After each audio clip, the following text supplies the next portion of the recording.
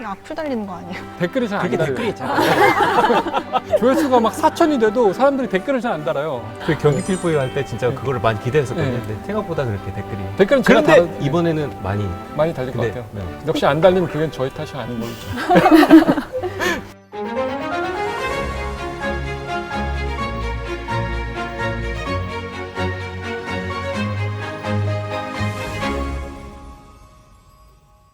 이제 이번 순서에는 활 잡는 법하고 소리 내는 법 이쪽으로 좀 얘기를 나눠보려고 해요. 특히나 이게 활 잡는 것만 하더라도 몇 주씩 처음에 한다고 저도 그 얘기 듣고 아 절대 현악기는 처음부터 손대면 안 되겠구나 그런 생각을 많이 했었는데 활 잡는 법 한번. 활을 보시면 장식이 있는 부분이 있고 장식이 없는 가벼운 부분이 있어요. 그래서 이제 활털을 이제 활 끝과 이렇게 지지하는 역할을 하고요. 그다음에 저희가 보통 활을 쓸 때는 탄력적으로 풀었다가 조였다 쓸 수 있어요. 그래서 활을 잡을 때는 우선 활 밑부분에 엄지손가락을 이렇게 가볍게 받치세요. 힘을 빼시고 그 다음에 세 번째, 네 번째 손가락을 엄지손가락 위에 이렇게 감싸듯이 잡으시고 조금 간격을 두시고 그 엄지손가락 그다음에 새끼손가락을 이렇게 올리시면 돼요. 근데 간격을 두는 이유는 조금 더 이렇게 쉬운 컨트롤, 그다음에 힘을 빼고 활을 쓰는 게 참 이렇게 좋은 방법이라고 얘기를 하는데 릴렉스 맨날 릴렉스 네네. 이런 거 많이 하는 것 같아요. 릴렉스 하고 있는데 릴렉스 계속 하라고.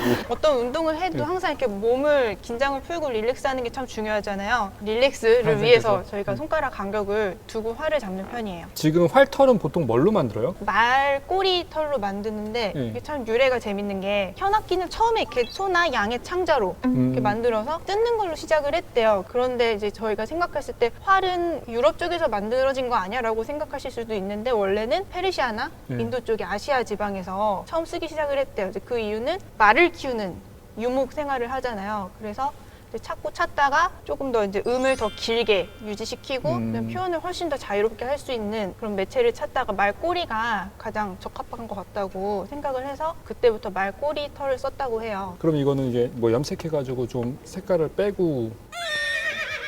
보통 비올라 활은 바이올린 활하고 공유가 가능한가요? 길이가 조금 더 길고 무게가 좀 더 무겁다고 알고 있어요. 그럼 나머지 재질이나 명칭은 다 똑같아요? 네, 그리고 이 부분은 다 똑같겠지만 코끼리 그 상하뼈로 그래서 비행기 탈 때 네. 미국행 비행기 탈 때 되게 조심해야 되는 게 여기를 가끔 이게 거북이 등껍질로 만드는 경우도 있고 밀수출이 안 되는 밀반입 안 되는 거여가지고 가끔 뺏기는 경우가 아예 활을 뺏긴다고요? 예, 이제 미리 이게 소유가 확실히 내 거고 팔거나 이런 게 아니고 국제 콩쿨 시즌 되면은 이렇게 인증을 받아서 해주는 데가 있어요. 지금 활 중에서는 없는데 제 세컨 활이 여기가 이제 고래 힘줄로 들어가 있는데 고래도 멸종 위기 생물이어서 네. 그게 문제가 돼요. 비행기 탈 때 가끔. 무게를 위해서 더 무거운 활을 원할 때 이제 그걸 낀다든지 이제 은사 길이도 무게 조절 때문에 이제 짧았다 길었다 하는 건데 활 얘기가 나와서 그런데 이제 제가 지인한테서 혹시 지인이 바이올린 잘하는 지인? 네, 바이올린 하는 그런 지인인데 그 지인한테서 이제 무슨 얘기를 들었어요. 근데 저는 깜짝 놀랐어요. 이게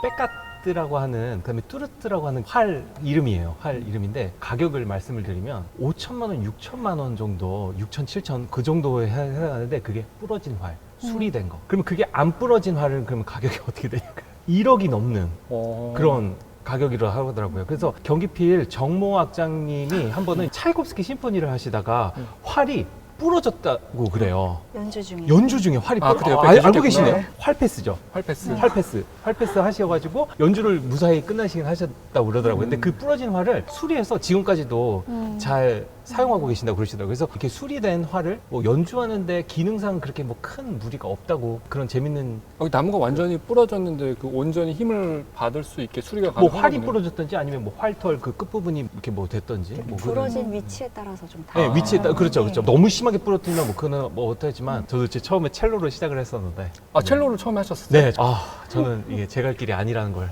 깨닫고 바이올린, 비올라, 첼로 이런 악기들이 차련 악기라고 말씀을 드렸잖아요. 어떻게 이제 활로 소리를 내는지 시범 한번 이해나 선생님은 악장님 모시고 겉현이랑은 다르게 네. 요새 현들은 이제 쇠로 되어 있는데 줄이 이런 식으로 감겨 있거든요. 이 선을 따라서 그어줘야지 소리가 매끄럽게 나기 때문에 지금은 활을 똑바로 쓴다, 삐뚤어 쓴다라는 말이 존재를 해요. 처음 악기를 배울 때 브릿지랑 11자라는 얘기를 쓰거든요. 사람 손은 이제 이게 되게 자연스러운 동작인데 그거랑 이제 다르게 약간 앞쪽으로 써서 소리를 릴렉스 내요. 하신 거죠? 처음에 시작하면 깨갱 소리 뭐 그런 거 나지 않나요? 릴렉스를 안 해서. 릴렉스 하시죠? 비올라도 다 똑같나요? 네, 다 보잉은? 똑같이 줄이랑 활이랑 90도 수직으로 네. 맞춰서 위에서 밑으로 어보는 밑에서 위로. 릴렉스가 돼서 깨갱 소리가 나지 않나요? 첼로는 진짜 릴렉스가 중요해요. 아, 그래요?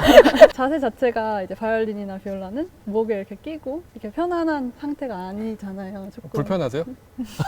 아, 편하신가?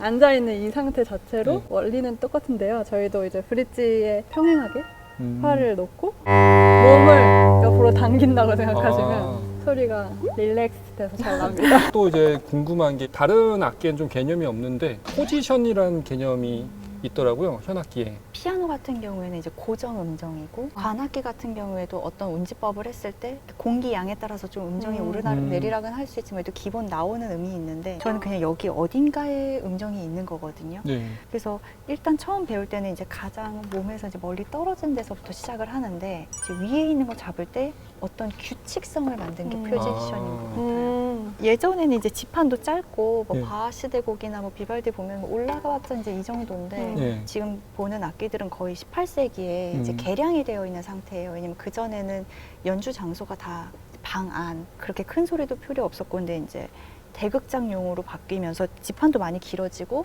줄도 더 세지면서 고음도 가능해지고 그러니까 예를 들면 처음에 A손에서 C가 1번이었을 때 이걸 1포지션인다고 하면은 그때는 2번 손가락이 도를 가리켰었는데 이 포지션이 이게 한 칸씩 올라가서 도가 1번이고 그럼 레가 2번인데 거기서 하나 올라가면 이게 3, 4, 5, 6 이렇게 한 칸씩 올라가는 거예요. 와. 처음에는 위치를 어느 정도는 감각적으로 외워야 되기 때문에 바이올린 처음 배우는 사람들 보면 여기 뭐가 이렇게 붙어 있어요.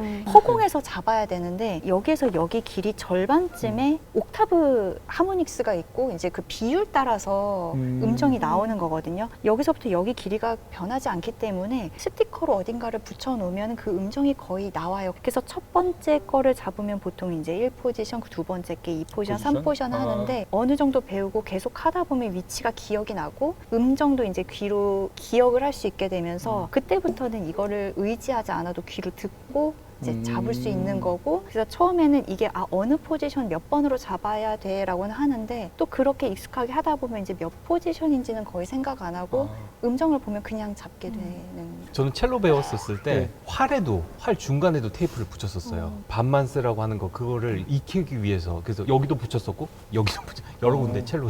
감각이 중요하거든요. 여기서 썼을 때 감각이랑 여기서 썼을 때 그 느낌이 너무 다르기 때문에 근데 저는 그 감각이 똑같았거든요. 그래서 그만둔 거죠. 성업 판단이 빨라야 돼요. 비올라는 어때요? 비올라도 똑같이 한 음이 올라갈 때마다 1포지션, 2포지션 하는데 하프 포지션이라고 해서 이 개방현보다 반음 위의 음을 1번으로 잡았을 때를 하프 포지션이라고 하고요. 5음 위의 음이 1포지션, 2번으로 잡던 걸 1번으로 올라왔을 때가 2포지션 이런 식으로 쭉 올라가고 설명을 잘 해주시는데 딱히 이렇게 와닿진 않는 거예요.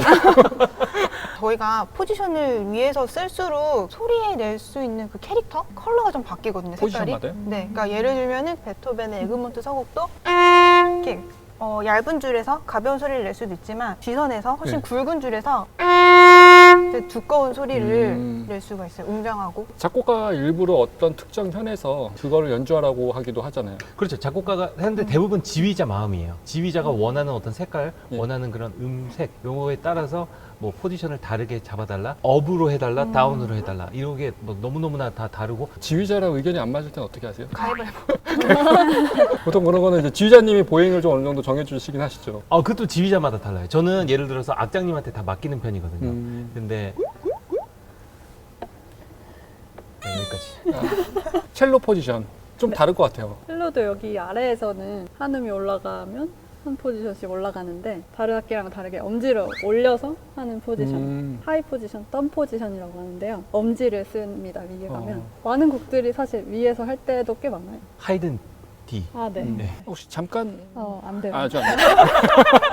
이쯤에서 이제 저희 두 번째 연주 한예진 선생님께서 오펜바의 자클린의 눈물 이제 연주해 주실 건데요. 간단하게 설명 좀 부탁드릴게요. 제목에 나오는 자클린 뒤프레라는 인물은 실존하는 영국의 여성 첼리스트였어요. 그래서 이제 불행하게도 20대 나이에 희귀병을 얻어서 굉장히 오랫동안 투병을 하다가 말로에는 남편한테도 버림을 받고 되게 비극적인 죽음을 맞게 되는데요. 이제 이 오펜바흐라는 작곡가는 1800년대 작곡가예요. 그래서 사실 이 제목을 작곡가가 지은 게 아니고 오펜바흐의 유작들을 이제 연구하던 중에 토마스 베르너라는 첼리스트가 곡을 발견하고 이제 유명한 했던 자클린의 그 인생을 기리기 위해서 네, 제목을 그렇게 짓고 또 자기가 연주를 하면서 세상에 알려지게 된 곡입니다. 그래서 사실 이 곡이 첼로를 위해서 쓰여진 곡인데요. 많은 분들이 비올라가 바이올린이랑 비슷하지 않느냐. 그런데 사실 제 생각에는 사실 첼로랑 더 가까운 악기라는 생각이 들어가지고 사실 줄 개방현의 음정도 음정도 같고 해서 첼로 곡을 많이 연주를 하거든요. 그래서 자클린의 눈물이라는 곡도 최근에 이제 비올라로도 많이 연주되어지고 있는 곡이라서 부드러운 굵은 소리를 좀 들려드리고 싶어서 이 곡을 지휘자님 이제 하실 말씀 있으세요? 네, 보충 설명을 해드리면 아까 그 자클린 드프레의 남편이 우리 다니엘 바렌보임이라고 하는 지휘자입니다. 그래서 그 지휘자한테 이제 버림받았다는 그런 표현을 하셨는데 실제로 막 자클린 드프레가 죽었는데 무덤에도 가보지 않았다는 그런 이야기도 있고 네, 그리고 비올라하고 첼로하고 이렇게 많이 공용된다고 할까요? 그런 곡들이 많아요. 그래서 슈베르트 아르페지오네라는 그런 곡도 있고 첼로하고는 조금 이제 다른 느낌의 그런 어떤 그런 것을 느끼실 수가 있죠. 그럼 저희 한번 그 느낌 한번 느껴볼까요 이제?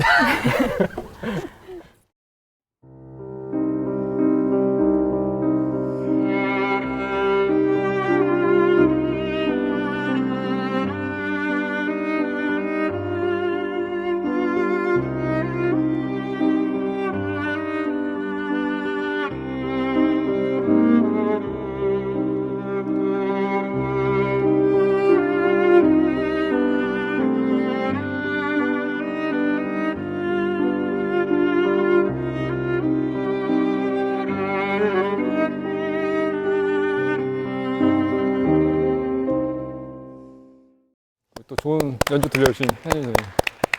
수줍어 하시는 것과 다르게 연주할 때는 좀 많이 다르시더라고요. 떨려서. 떨려서요? 네. 말씀하시는 게 더 떨리세요? 아니면 연주하는 게 더 말하는 떨리세요? 게 훨씬 말하는 게 떨리긴 해요. 떨려요? 그럼 계속 이제 여쭤보는 걸로 할게요. 어쨌든 분량은 뽑아야 되니까.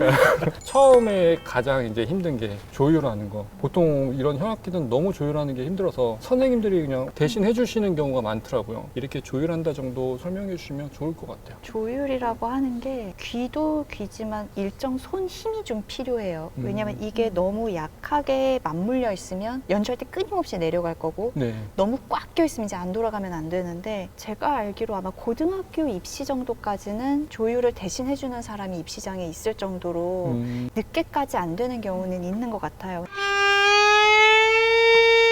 이런 느낌으로 왔다 갔다를 하거든요. 한번 처음에 그렇게 풀고 조이고 아니요, 그러시면- 그냥 음정 바뀌는 거 네, 보여드리려고 일부러 풀었어요. 보통 그래서 A를 먼저 맞추고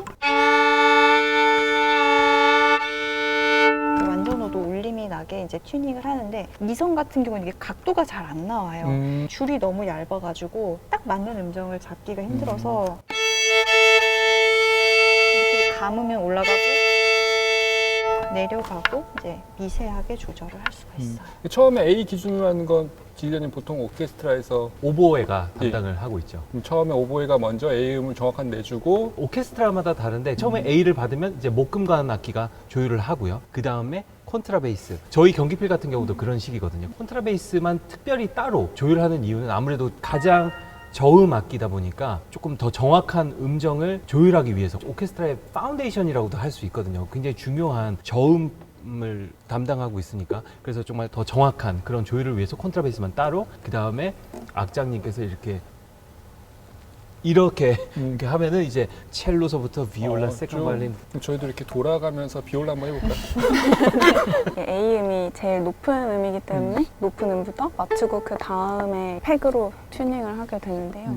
이제 음정 맞추는 거는 이제 두 줄을 같이 그어보고 이게 화음이 맞는지를 귀로 체크하고 팩으로 낮은 음을 두 음씩 이제 오도 네. 확인하면서 네. 첼로도 마찬가지로 라가 제일 높은 선이기 때문에 라부터 맞추고 그 다음에 아래 두 음씩 맞추는데요. 첼로는 그 방법에 쓰는 방법이 하나 더 있어요. 하모닉스로 이렇게 해서 맞추는 방법인데 첼로는 그렇게 줄을 맞추는 거야? 라고 물어보더라고요. 근데 혹시 답을 알고 계시나요? 그냥 네, 이거는 그냥. 그냥 제 추측이에요.